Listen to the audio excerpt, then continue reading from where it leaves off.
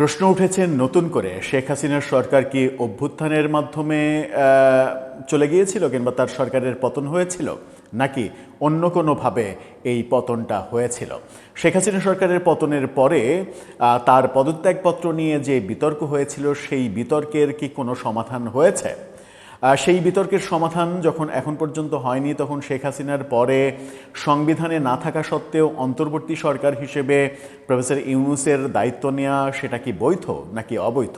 Professor Yunus তার আমলে ১.৫ বছরে যে শাসনকাল, সেই শাসনকালে যে সকল কর্মকাণ্ডগুলো করেছেন, অধ্যাদেশ ১৩৩টা অধ্যাদেশ জারি করেছেন, বহু আইন তৈরি করার চেষ্টা করেছেন, নিজের পক্ষে অনেক সিদ্ধান্ত নেওয়ার জন্য বহু কিছু করেছেন, নিজের কর মুক্তি, নিজের মামলা উইথড্র করা সহ বহু কিছু করেছেন।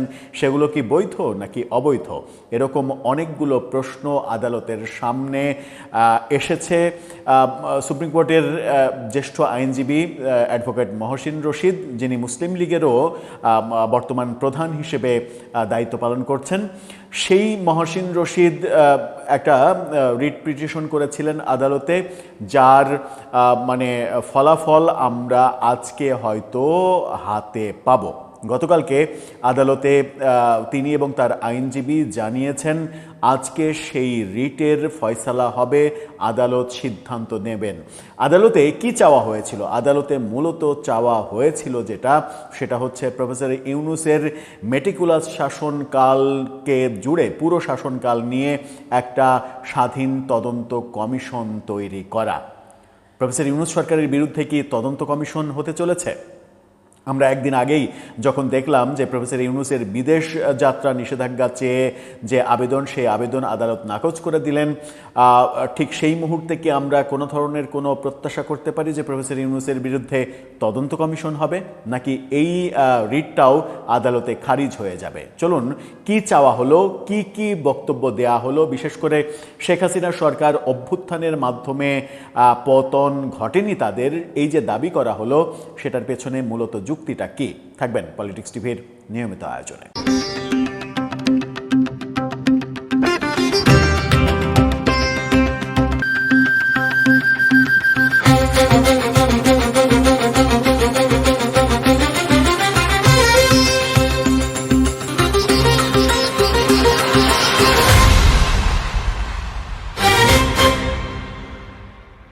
দর্শক, বলছিলাম সিনিয়র আইনজীবী অ্যাডভোকেট মহসিন রশিদের যে রিট, তদন্ত কমিশন চেয়ে যে রিট, সেই রিটের ফলাফল আজকে পাবো বলে গতকালকে আদালতে জানিয়েছেন তিনি এবং তার আইনজীবী।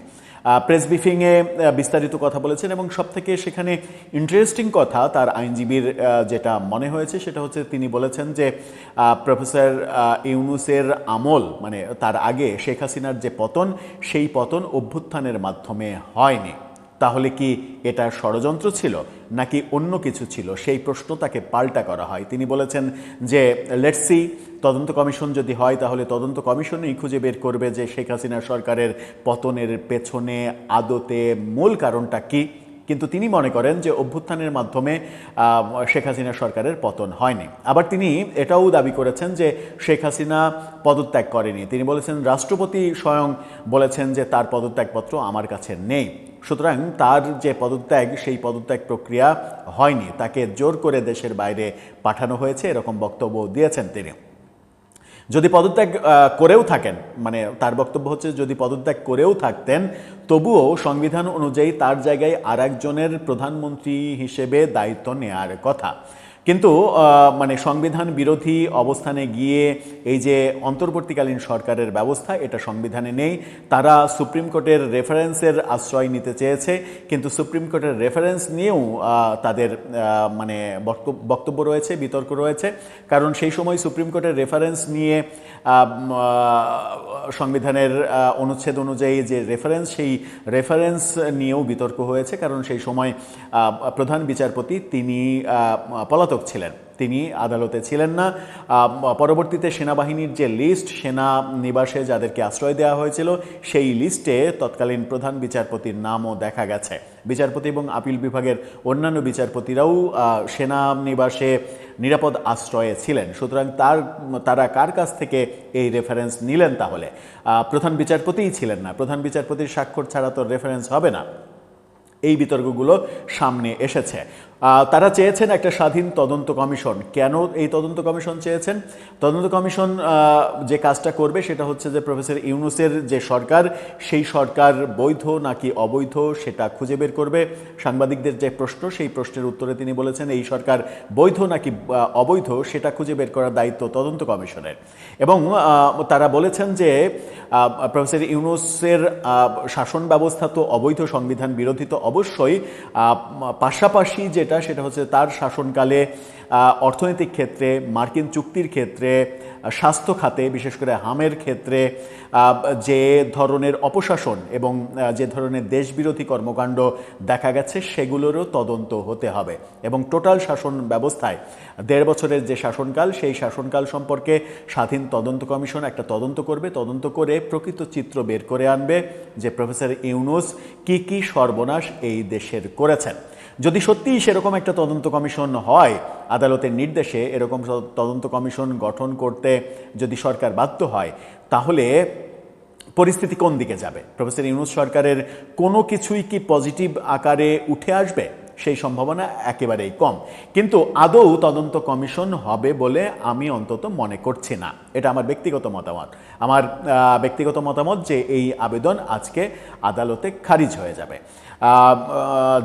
ডেফিনেটলি বলাটা ঠিক না, যেহেতু আদালতের ব্যাপার, কিন্তু আমার কেন যেন মনে হয় যে এটা আদালতে খারিজ হয়ে যাবে। কারণ আমরা গতকালকেই দেখেছি সেটা হচ্ছে যে প্রফেসর ইউনূসের, মানে গতকালকে না, একদিন আগেই আমরা দেখেছি প্রফেসর ইউনূসের যে তার বিরুদ্ধে তার দেশ ত্যাগের নিষেধাজ্ঞা চেয়ে যে রিট করা হয়েছিল, সেই রিট কিন্তু খারিজ করে দেওয়া হয়েছে।